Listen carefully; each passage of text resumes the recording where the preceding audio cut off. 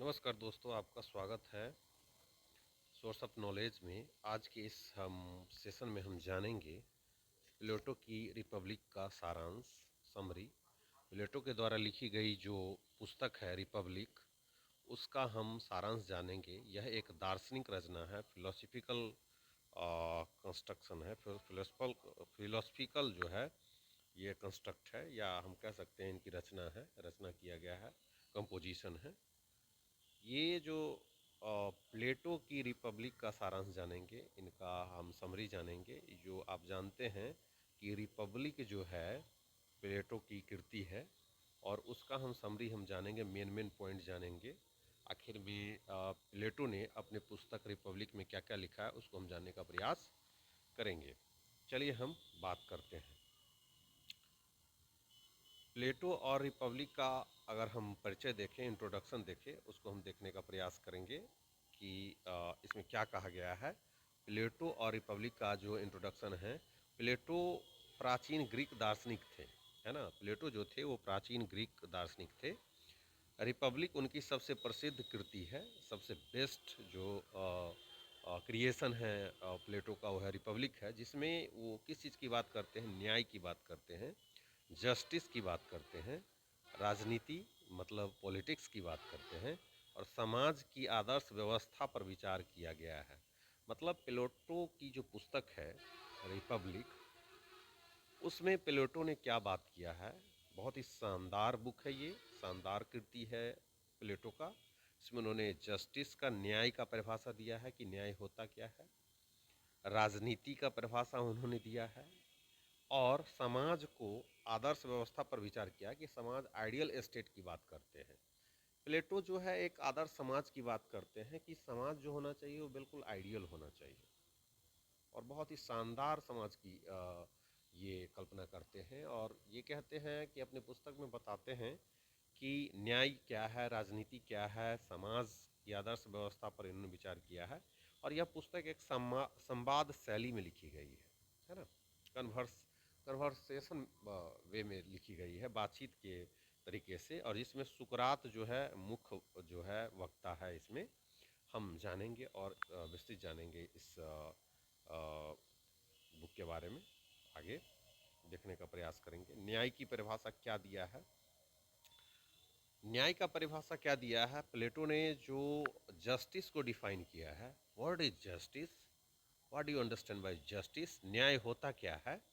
तो प्लेटो के अनुसार अगर हम न्याय को देखें तो न्याय का अर्थ होता है हर व्यक्ति का अपने स्वभाव के अनुसार कार्य करना। प्लेटो कहते हैं कि व्यक्ति का जो स्वभाव है, नेचर है, अगर वो अपने नेचर के हिसाब से अगर वो काम करता है, कर पाता है, तो इसका मतलब है कि वो न्याय है, उस वस्तु के साथ, उस व्यक्ति के साथ वो न्याय हो रहा है। प्लेटो कहते हैं कि न्याय का अर्थ होता क्या है, कि आप न्याय किसे कहते हैं, जस्टिस किसे कहते हैं। हम हमेशा जस्टिस जस्टिस बात करते हैं, इनजस्टिस बोलते हैं, क्या न्याय हो रहा है।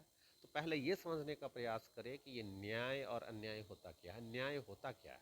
आप न्याय समझ जाएंगे तो फिर अन्याय भी समझ जाएंगे, या अन्याय समझ जाएंगे, इनजस्टिस समझ जाएंगे तो आप जस्टिस भी समझ जाएंगे। तो यहाँ हम आपको जस्टिस का क्या मतलब होता है अकॉर्डिंग टू प्लेटो अपने पुस्तक में न्याय को परिभाषित किया है, जस्टिस को परिभाषित किया है, एक्सप्लेन किया है। उन्होंने कहा है कि न्याय का मतलब होता है हर व्यक्ति का अपने स्वभाव के अनुसार कार्य करना।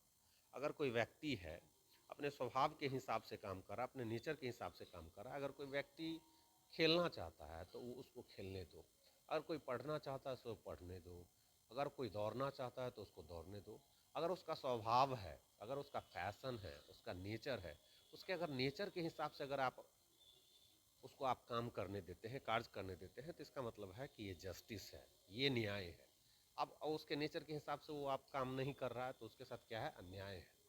कई बार हम देखते हैं बहुत सारे लोग जो बच्चे जो होते हैं, अभी हाल फिलहाल में आप देखते होंगे कि बच्चा, उसका नेचर कहता क्या, वो चाहता क्या है करना, उसका पैशन क्या है, किस तरफ वो जाना चाहता है।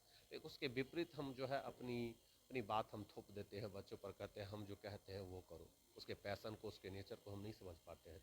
इसका मतलब उस बच्चे के साथ हम न्याय नहीं करते, उस बच्चे के साथ हम जस्टिस नहीं करते हैं। न्याय का मतलब होता है हर व्यक्ति का अपने स्वभाव के अनुसार कार्य करना। उन्होंने न्याय को व्यक्तिगत, न्याय को जो उन्होंने क्या कहा है, व्यक्तिगत कहा है। उन्होंने जो कहा है कि न्याय होता क्या है, तो उन्होंने न्याय को जो कहा है वो क्या कहा है, आ, उसको हम समझेंगे, व्यक्तिगत कहा है और सामाजिक दोनों कहा है, दोनों रूप से परिभाषित किया है। मतलब न्याय को व्यक्तिगत रूप से भी परिभाषित किया है। अभी हमने व्यक्तिगत रूप से देखा कि हर व्यक्ति का अपने स्वभाव के अनुसार कार्य करना चाहिए, न्याय का अर्थ है। अब सामाजिक स्तर पर भी हम समझने का प्रयास करेंगे कि न्याय का क्या मतलब है। ये हम रिपब्लिक जो पुस्तक है, फेमस पुस्तक प्लेटो की, उसके हिसाब से हम बता रहे हैं, क्योंकि हम उन्हीं का जो है समरी पढ़ रहे हैं। प्लेटो के द्वारा जो बहुत ही शानदार पुस्तक लिखी गई प्लेटो, उसका जो है हम सारांश देख रहे हैं। अब है प्लेटो ये कहते हैं अपने पुस्तक में, वो आइडियल स्टेट की बात करते हैं, आदर्श राज की बात करते हैं। अब हम समझेंगे कि ये आदर्श राज की जो कल्पना करते हैं, आदर्श राज की जो बात करते हैं, वो उसमें क्या कहते हैं। प्लेटो ने एक आदर्श राज की अवधारणा प्रस्तुत की है जिसमें 3 वर्ग होते हैं।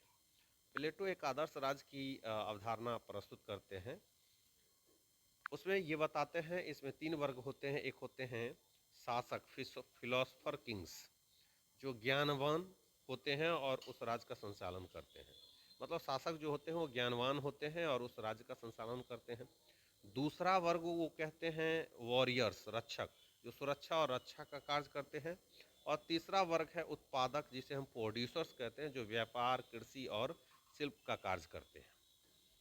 अर्थात ये भी कह सकते हैं हम ये भी कह सकते हैं कि ये भी हम कह सकते हैं, इस चीज़ को हम ये भी कह सकते हैं कि न्याय तब स्थापित होता है जब प्रत्येक वर्ग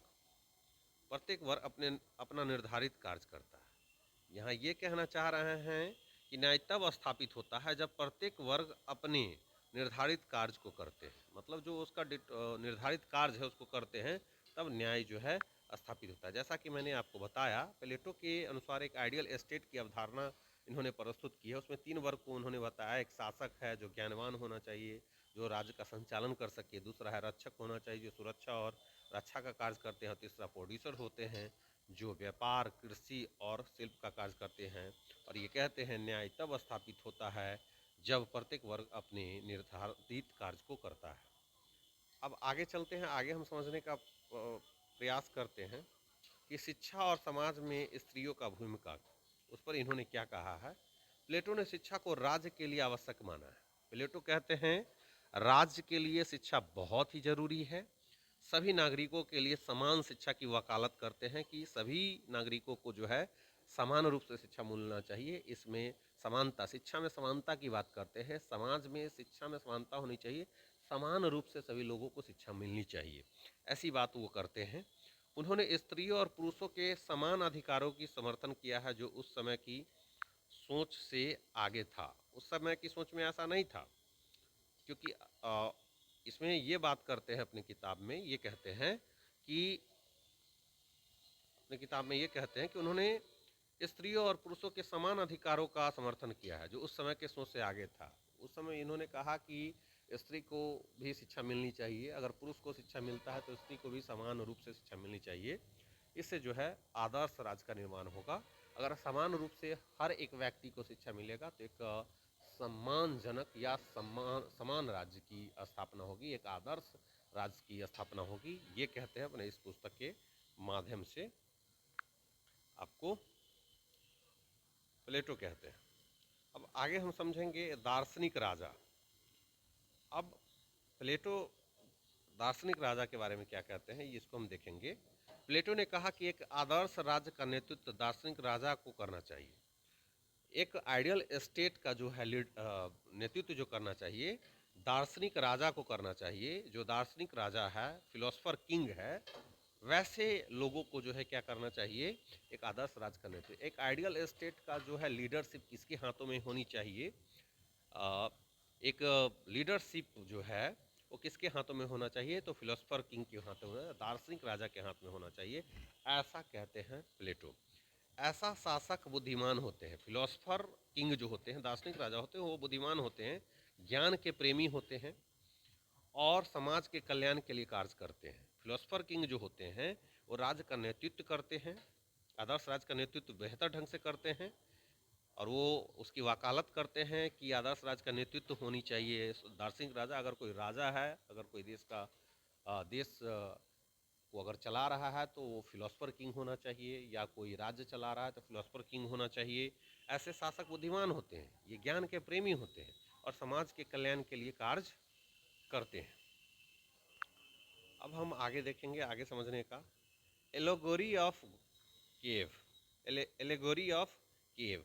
अब एक चीज़ हम समझेंगे कि गुफा रूपक का इस्तेमाल इन्होंने अपने पुस्तक में किया है। प्लेटो ने ज्ञान और अज्ञानता को समझाने के लिए गुफा रूपक प्रस्तुत किया है, रूपक का प्रयोग किया है, गुफा रूपक का प्रस्तुत किया है। ज्ञान और अज्ञान को समझाने के लिए, आखिर ज्ञान अज्ञान क्या, अज्ञानता क्या है, उसको समझाने के लिए इसमें लोग एक अंदर ही गुफा में कैद में होते हैं और केवल परछाइयाँ देखते हैं। जब वो बाहर आते हैं तो सच्चाई का अनुभव करते हैं। यह रूपक बताता है कि शिक्षा और ज्ञान कैसे व्यक्ति को सच्चाई तक ले जाता है। इस रूपक के माध्यम से इस किताब में उन्होंने ये बताया है कि शिक्षा और ज्ञान कैसे व्यक्ति को सच्चाई तक ले जाता है। ये झूठ से सच्चाई की तरफ ले जाता है, अंधकार से जो है प्रकाश की तरफ ले जाता है।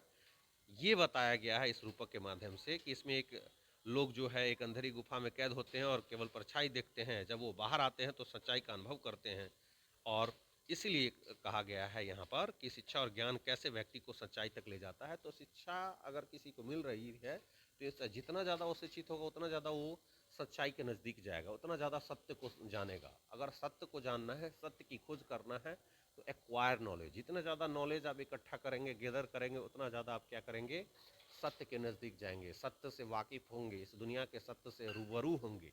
तो इंसान को ज्ञान और शिक्षा जितना ज़्यादा आपको मिलेगी उतना ज़्यादा आप सत्य के नज़दीक जाएंगे, सत्य के बहुत नज़दीक जाएंगे। जितना ज़्यादा आप एजुकेशन प्राप्त करें उतना ज़्यादा सत्य के नज़दीक आप चलते चले जाएंगे। क्योंकि ये हमें क्या करती है, किसी भी व्यक्ति को जो है शिक्षा और ज्ञान जो है व्यक्ति को सच्चाई तक ले जाता है। अब निष्कर्ष क्या है, ये प्लेटो का हम जो है प्लेटो के द्वारा जो रिपब्लिक लिखी गई है उसका हम सारांश देख रहे हैं, समझने का प्रयास कर रहे हैं कि प्लेटो सोचते क्या थे। उस समय में प्लेटो इतना विजनरी थे, इतना दूरदृष्टि वाले थे, जो अभी जो हो रहा है आने वाला समय में कई सौ सालों में जो चीज़ होगा वो चीज़ को उन्होंने अपने किताबों के माध्यम से बताने का प्रयास किया है। रिपब्लिक में प्लेटो ने न्याय, शिक्षा, राजनीति और समाज की आदर्श व्यवस्था पर विचार किया है। उनकी दार्शनिक सोच आज भी राजनीति और नैतिकता के अध्ययन में महत्वपूर्ण मानी जाती है। आज उस समय की सोच, उनकी जो सोच थी, आज भी जो है इनकी दार्शनिक सोच जो है राजनीति, नैतिकता और अध्ययन, नैतिकता के अध्ययन में महत्वपूर्ण मानी जाती है। तो दोस्तों, ये कैसा लगा वीडियो ज़रूर कमेंट करेंगे, लाइक करेंगे और ज़्यादा से ज़्यादा इस वीडियो को शेयर करने का प्रयास करेंगे। क्योंकि आज जो हम आपको बता रहे थे, ये हम चर्चा कर रहे थे प्लेटो की बुक रिपब्लिक की चर्चा कर रहे थे। हम आगे फिर किसी महत्वपूर्ण महत्वपूर्ण जो है किसी किताब का जो है सारांश लेकर के आएंगे। तब तक के लिए जय हिंद, वंदे मातरम।